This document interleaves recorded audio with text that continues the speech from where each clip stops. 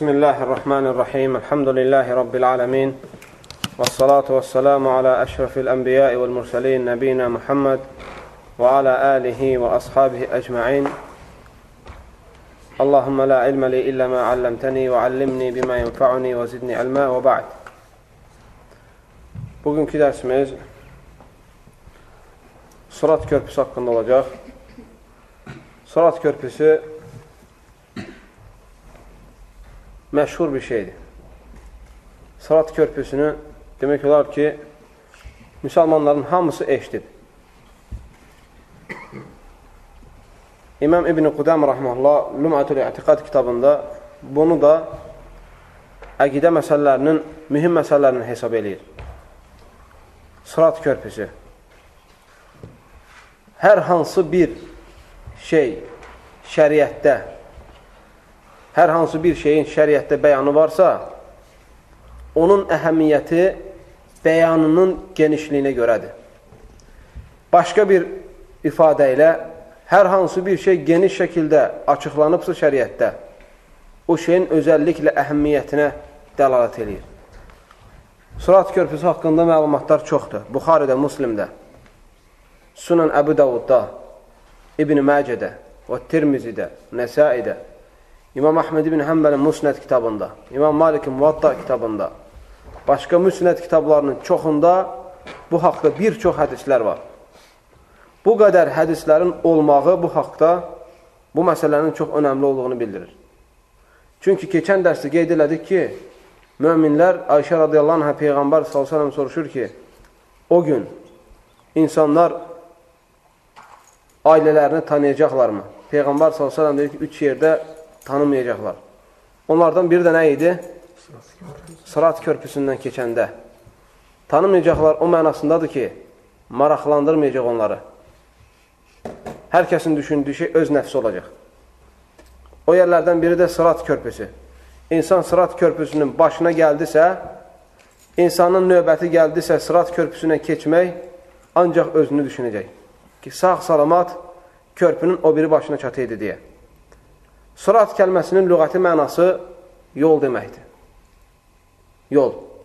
Sıratun müstəqim, düz yol. Şər'i mənası, dini mənası isə insanlar yeriyib üzərindən cənnətə girmək üçün cəhənnəmin üzərinə qoyulmuş bir körpüdür. Və Sırat Körpüsü sabitdir həm kitabda, Quran-ı Kərimdə, həm sünnədə, həm də Sələf-ü Salihin sözlərində. Allah Teala Quran-ı Kərimdə Məryəm surəsinin 71-ci ayəsində buyurur: Əuzu billahi minəşşeytanirracim və in minkum illə variduha. Sizin hamınız oradan keçəcəksiniz. Sizdən elə birisi olmayacaq ki, o körpüdən keçməsin. Sizdən elə birisi olmayacaq ki, o körpüdən keçməsin. Yəni, heç bir insan olmayacaq ki, bəşəriyyətdən o körpünün üstdən keçməsin. Bir çox elm əhli təfsir edib ki, bu ayəti. Yəni, insanlar o körpünün üstündən keçəcəklər və cənnətə girəcəklər. O körpüdür sadəcə. Onlardan Abdullah ibn Məs'ud radiyallahu anhu və Qatadə, o da tabeinlərdəndir rəhməhullah, və Zeyd ibn Əsləm rəhməhullah belə ifadə etmişlər ki, yəni hər kəs o körpüdən keçərək cənnətə girəcək. Bir toplum alimlər də belə təfsirləmişlər ki, yəni ki, elə bir insan olmayacaq ki, cənnətə girmək üçün cəhənnəmdən keçməsin. Belə başa düşmüşdülər. Elə bir insan yoxdur ki, cəhənnəmə girməmiş, cənnətə girməsin. Yəni, hər cənnətə girən də cəhənnəmdən keçməsi lazım olacaq deyə, cəhənnəmdən keçməlidir deyə bir çox elm əhli də bunu belə izah etmişdir. Onlardan da Abdullah ibn Abbas radiyallahu anhu. Lakin onlar girdikdə orada qalmayacaqlar, yəni keçib gedəcəklər və sonra cənnətə girəcəklər. Bundan belə başa düşülür ki, bütün insanlar cəhənnəmə girib sonra keçib cənnətə girəcəklər. Amma Abdullah ibn Məsud və Qatadə və Zeyd ibn Əslam dediyinə görə o insanların cəhənnəmə girməsinə gətirib çıxartmır. Yəni sadəcə qoyulmuş bir körpüdür, üzərindən onun adlayıb cənnətə girəcəklər. Deməli, əziz müsəlmanlar, hər halda bu fikrin ikisini də doğrulamaq olar. İkisi də sahabələrin fəhmidir. İkisi də sələf-i salihin Sırat körpüsü haqqında olan verdikləri bəyanətdir. Önəmli olan budur ki, Sırat körpüsünə inanmaq və onun cənnətə girmək üçün cəhənnəmin üzərinə qoyulmasına iman gətirmək. Deməli, şərt deyil ki, onun üstündən keçən insan illa da cəhənnəm oduna düçar olsun deyə. Amma elə bil ki, cəhənnəmin üzərinə qoyulub ki, üstündən möminlər keçsin, sonra kafirlərin növbəsi gələndə oradan onlar cəhənnəmin içinə düşsünlər. Peyğəmbər sallallahu aleyhi ve sellem Buxaridə və Muslimdə, Buxaridə Kitab-ı Tevhiddə, Muslimdə isə Kitab-ı İməndə. Buxaridə hədisin rəqəmi 7439-cu hədisdir. Muslimdə isə 183-cü hədis. Peyğəmbər sallallahu aleyhi ve sellem buyurur, uzun hədisdə ثُمَّ يُضْرَبُ الْجِسْمِ عَلَى جَهَنَّمْ وَتَحِلُّ الشَّفَاعَةِ وَيَقُولُونَ اللّٰهُمَّ سَلِّمْ سَلِّمْ. Deməli, deyir ki, Peyğəmbər sallallahu sonra cəhənnəmin üzərinə bir körpü qoyulacaq. Yəni, insanlar hesaba çəkiləcək, əməl dəftərləri veriləcək. Ondan sonrasına cəhənnəmin üzərinə köprü qoyulacaq. Və şəfaət artıq verilmiş olacaq və insanlar cənnətə girmək üçün o körpüdən keçmələri lazım olacaq. O körpü də cəhənnəmin üzərinə qoyulub. Və Peyğəmbər s.ə.v deyir ki, o gün insanlar o körpünün üstündən keçəndə deyəcəklər ki, Allahümmə səllim, səllim. Allahümmə sən qoru, Allahümmə sən qoru. Yəni, salamat saxla ya Rabbi, salamat saxla ya Rabbi. Ki, hətta oradan düşməsinlər deyə. Çünki onun altı nədir? Cəhənnəmdir. Altı onun cəhənnəmdir. Ayağın sürüşdü, büdrədin, yıxıldın, getdin cəhənnəmə. Ona görə Allah Teala kimi orada saxlasa, kimi orada muvaffaq eləsə, o insan keçsə cənnətə girəcək. Orayı keçən cəhənnəmi görməyəcək. Всё. Allahın izni ilə orayı keçdirsə cənnətə girəcək. Ona görə bu insanları çox qəmləndirən bir yerdir. Çətindir. Bu dünyada kim dualarında həqiqətən o köprüdən sağ-salamat keçməyi diləyərsə və ona uyğun əməllər edərsə, Allah onu istədiyini göstərər. Bu şeylər, əziz qardaşlarım, axirət məsələləri, qeybi məsələlər, nəyə görə bugün bizə xəbər verilir? Hətta onun üçün hazırlaşaq deyə. Əslində, insan ölüb getdikdən sonra tərəzidə görəcək, əməl dəftərlərində görəcək, Sırat körpüsündə görəcək, cənnəti də, cəhənnəm, hər şey görəcəksən. Lakin Allah bəri başdan bunları bizə niyə başa salır? Ona görə ki, hətta hazırlaşaq deyə. Hətta onları gördükdə, ya Rabbi, bunun da olacağını biz bilmirdik deməyək deyə. Allah Teala deyəcək ki, siz niyə oxumurdunuz? Sırat körpüsü var, oradan keçmək çətindir. Peyğəmbər s.ə.v Sırat körpüsünün sifətini uzun hədisdə gətirir. Deyir ki, sürçək olacaq. Yəni, enini bir suyun üzərinə qoyulmuş körpülər kimi deyil, maşın keçsin. Deyir, sürçək bir körpü olacaq. Yəni, ayağını qoyduğunda sürçəcəksən. Və onun üstündə bizim ləhcə ilə desək, çəngəllər olacaq. Çəngəllər, tikənlər olacaq belə. Yəni, rahat gedə bilməyəcəksən. Hər adam əməlinə görə orada manilər olacaq. O çəngəllər insanlara belə batacaqlar. Belə vuracaqlar, atacaqlar, bu tərəfdən dəyəcək, atacaq. Ağının atda sürüşkəndir.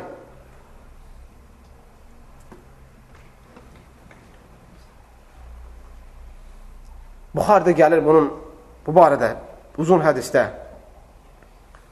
və həmçinin Muslimdə. Və həmçinin Buxarıda gəlir və Muslimdə Əbu Hurayranın hədisindən Peyğəmbər s.ə.v deyir ki, onun üzərində çəngəllər olacaq, çəngəllər. Tikən kimi. Yəni, çox iti, ülgüc kimi batacaqlar. Küt olmayacaq. Lakin, qayrə ənəhə lə yələm qadra idamıha illallah yaxtifun nası bi əməlihim. Lakin, o çəngəllərin, o tikənlərin böyüklüyünü sadəcə Allah bilir. Və o çəngəllər və tikanlar insanları əməllərinə görə götürəcəklər. Əməllərinə görə o tikənlər insanlara zərər verəcəklər.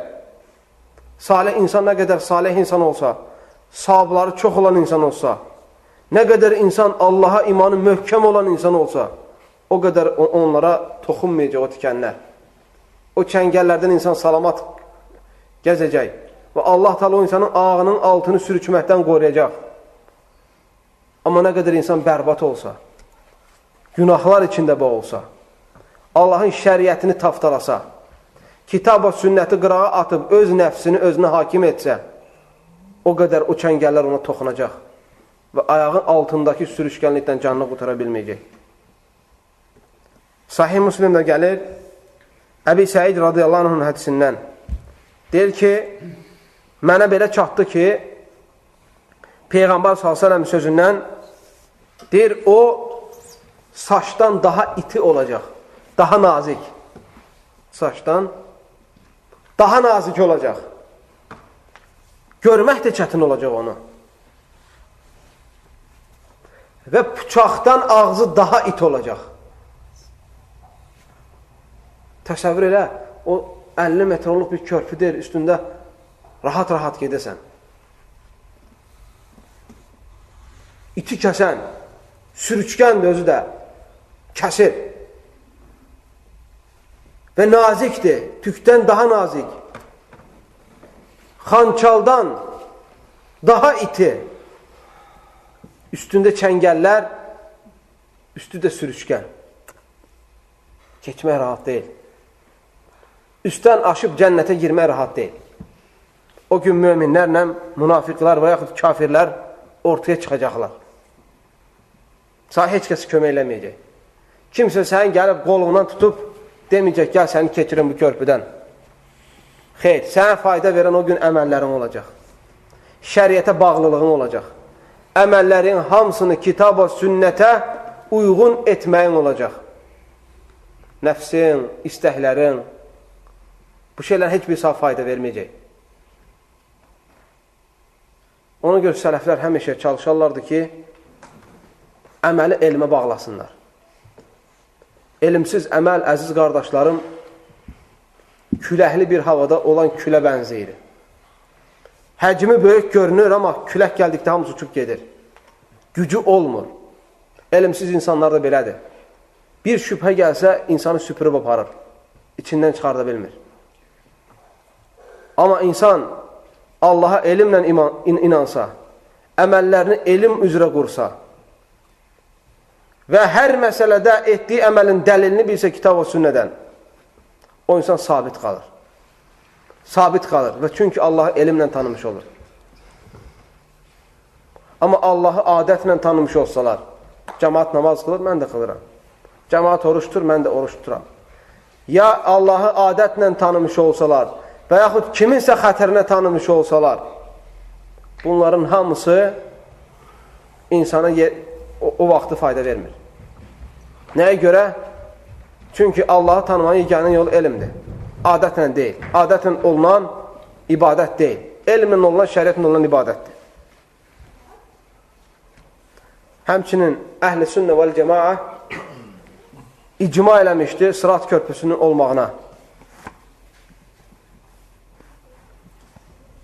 Deməli, əziz qardaşlar, Səhih Müslimdə gələn Əbi Səid radiyallahu anh hədisində gəlir ki, deyir, mənə çatdı ki, Sırat körpüsü saçdan daha incə və xançaldan, seyfdən, xançal, daha it olacaq. İmam Əhməd ibn Həmbəl də həmçinin Musnəd kitabında Ayşə radiyallahu anhədən rivayət etmişdir. Buna oxşar bir rivayət. İnsanların keçiş forması müxtəlifdir. Hamı eyni səviyyədə keçməyəcək Sırat körpüsündən. İnsandan insana fərq var.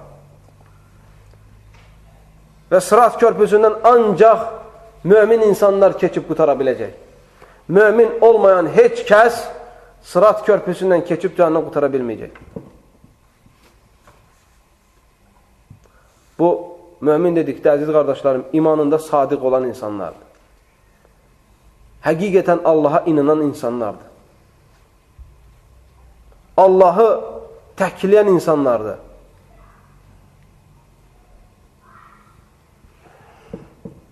Və möminlərin oradan keçiş sürəti əməllərinə görə olacaq. İnsanın nə qədər salih əməlləri olacaq, fəzilətli əməlləri olacaq, insan nə qədər Allahın sevdiyi kəslərdən olacaq, o qədər o insan oradan sürətlə keçəcək, canını tez qutaracaq Sırat körpüsünün təhlükəsindən. O qədər. Əbi Səid radiyallahu anh deyir ki, Peyğəmbər s.ə.v rivayət etdiyi hədisdə, Fəyəmurrul müminun kədarfil ayn. O gün möminlərdən bir toplum göz qıprımı kimi keçəcəklər. Bir gözü açıb yumanda nə qədər məsafə varsa, nə qədər vaxt varsa, o qədər vaxtda, qısa bir vaxtda göz açıb yumana kimi o körpünü keçəcəklər. Təsəvvür edin, bunlar Allaha ən yaxın olan insanlar olacaq. Allahdan həqiqi şəkildə, Allaha yaraşar şəkildə qorxan insanlar olacaq. Öz nəfslərini qırağa atıb, şəriətə tamamilə təslim olan insanlar olacaq. Şirkdən, bidətdən, nifaqdan və onlara aparan yollardan uzaq olan insanlar olacaq. Və kəlbarq. Bəzi insanlar şimşək kimi keçəcəklər. Görürsünüz, şimşək çaxanda bir saniyənin içində nə qədər yer gedir. Amma göz qırpımı ondan daha itidir. İkinci sürət şimşəyin sürətidir. Bəzi müsəlmanlar o şimşək kimi keçəcəklər. Və kərrih. Bəziləri külək kimi, külək əsən kimi, onun sürətində olan kimi keçib gedəcəklər. Və bəziləri kətdair, quş kimi, quşun surətində. Quş hansı surətlə uçursa, o sürətlə keçəcək. Və kəəcəvidil xayli və rikəb. Bəziləri atın belində minikdə nə tər gedirsənsə, atın sürəti kimi keçəcəklər. Bəziləri yeriyərək keçəcəklər, yeriyə-yeriyə.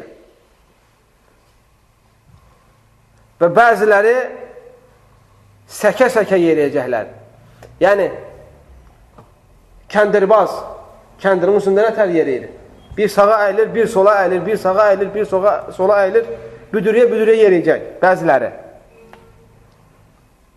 Bu hədisi İmam Buxari və Müslim rivayət edib. Bəzi insanlar, əziz qardaşlar, iməhləyərək keçəcəklər. İməhləyərək. Necə ki, uşaq iməhləyir, görürsünüzmü? Yeriyə bilmir, iməhləyir. Əməlləri zəif olsa iməhləyərək, sürünə-sürünə keçəcəklər. Sürünə-sürünə. Bəzi insanlar addım atmaq istəyəndə, çünki o vaxt o həm də zülmət olacaq Sırat körpüsünün üstü. Həm də qaranlıq, zülmət. Ağın atını görməyəsən. O gün insanı nurlandıran, qabağını göstərən insanın əməlləri olacaq. Nə qədər əməllərin bol olacaqsa, nə qədər əməllərin Allaha xoş gedən salih əməllərin çox olacaqsa, o qədər qabağın, arxan nurlanacaq. Və getdikcə sənə nur verəcək. Bəzi insanlarda o nur, salih əməllər az olduğuna görə az olacaq. Necə ki, bax, qızılcım belə atır tutur, o qədər əməllər olacaq. Qızılcım yanan kimi, elə bil ki, o ışıq verən miqdarda, ışıq verən kimi addım atacaq, dayanacaq. Addım atacaq, dayanacaq. Addım atacaq, dayanacaq, o qızılcımın ışığı kimi. O qədər əməl olacaq. Bəzilər sürünə-sürünə keçəcək. Səhih Müslimə gəlir, Peyğəmbər s.ə.v buyurur ki, təcribihim ə'mələhum. Onlar əməllərinə uyğun şəkildə keçəcəklər. Və nəbiyyukum qaimun alə sirat. Və o gün Peyğəmbər s.ə.v Sırat körpüsünün üstündə olacaq. Və ümməti üçün dua eləyəcək, deyəcək, Ya Rabbi, səllim, səllim. Ya Rabbi, mənim ümmətimi salamat saxla. Ya Rabbi, mənim ümmətimi salamat saxla. Peyğəmbər s.ə.v ümməti üçün Sırat körpüsünün başının üstə durub dua eləyəcək. Həttə tə'ciz ə'məl-əl-ibad. Həttə yəci'ər rəcul fələ yəstəti'u seyru illə zəhfən. Hədisi Muslim rivayət edib, Kitab-ül İman. 195-ci hədis. O gün bəzi insanların əməlləri çatışmayacaq. Əməlləri az gələcək, onları nurlandıran əməllər olmayacaq, məcburən sürünə keçəcəklər. Subhanallahil-azim. Buxaridə gəlir, Təvhid kitabında 7439-cu hədisdə Peyğəmbər s.ə.v buyurur, Həttə yəmurru əxirəhum səhbən səhbə. Hətta ən axırıncı keçən insan sürünə, iməhliyə keçəcək. Əziz qardaşlar, bütün insanlar Sırat körpüsündən keçməlidir. Hətta Peyğəmbərlər belə, hətta şəhidlər belə, hətta sıddıqlar belə, alimlər belə, övlilər belə, kim olursa olsun, Sırat körpüsündən keçməlidir cənnətə girmək üçün. Ən birinci Peyğəmbərlərdən Sırat körpüsünü keçən kim olacaq? Muhammed sallallahu aleyhi və səlləm. Və ümmətlərin içində ən tez Sırat körpüsündən keçən Peyğəmbər sallallahu aleyhi və səlləmin ümməti olacaq. Peyğəmbər sallallahu aleyhi və səlləm İmam Buxarinin Təvhid kitabında rivayət etdiyi 7437-ci hədisində buyurur ki, فَأَكُونُ أَنَا وَأُمَّتِي أَوَّلُ مَنْ يُجِيزُهَا. Mən və ümmətim Sırat körpüsündən ən tez keçənlər olacaq. İlk keçənlər olacaq. وَلَا يَتَكَلَّمْ يَوْمَئِذٍ إِلَّا الرُّسُلُ. Sırat körpüsünün üstündən keçən vaxtı ancaq Peyğəmbərlər danışacaqlar. Heç kəsə danışmağa izin verilməyəcək. وَدُعَاءُ الرُّسُلِ يَوْمَئِذٍ. O gün Peyğəmbərlərin duasını olacaq. Allahümmə səllim, səllim. Ey Allahım, məni salamat saxla, ey Allahım, məni salamat saxla. Peyğəmbərlər özləri üçün bu dua eləyəcək. Sadəcə o gün o duanı etməyə Peyğəmbərlərə izin veriləcək. Başqalarına yox. Ona görə Peyğəmbər s.ə.v Sırat körpüsünün başında durub öz ümməti üçün dua eləyəcək. Ey Allahım, ümmətimi salamat saxla, ey Allahım, ümmətimi salamat saxla. Belə bir Peyğəmbər Allah bizə nəsib eləyir, möhtərəm qardaşlar. Nəinki bizlərlə ölməməzdən qabaq maraqlanırdı, hətta axirətdə belə Peyğəmbər s.ə.v ümməti ilə maraqlanacaq. Onların Sırat körpüsündən keçdikdə Allaha dua eləyəcək, ya Rabbi, onları salamat saxla. Cəhənnəmə girdikdən sonra şəfaət istəyəcək. Allahdan şəfaət vermək üçün izin istəyəcək. Allah Peyğəmbərə şəfaət verəcək, gedib tanıdığı bütün iman əhli cəhənnəmdən çıxardacaq. Və insanların ən axırıncı insana kimi gözləyəcək ki, cənnətə girsin. Ümmətindən kiminsə eşdə qalmağını istəməyəcək. Belə bir Peyğəmbərin ümməti olmağı nəsib eləyib Allah Teala bizi. Ona görə onu sevməliyik. Onun şəriətini mənimsəməliyik.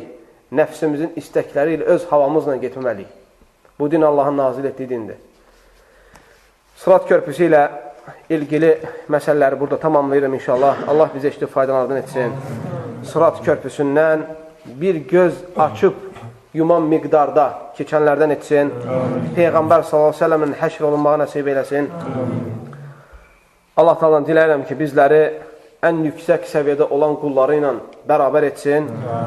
Və sallallahu aleyhi və səlləm və barik alə nəbiyyə Muhammed və alə alihi və ashabihi əcmain. Bu dərs sizə ixlasla.com saytı tərəfindən təqdim olundu.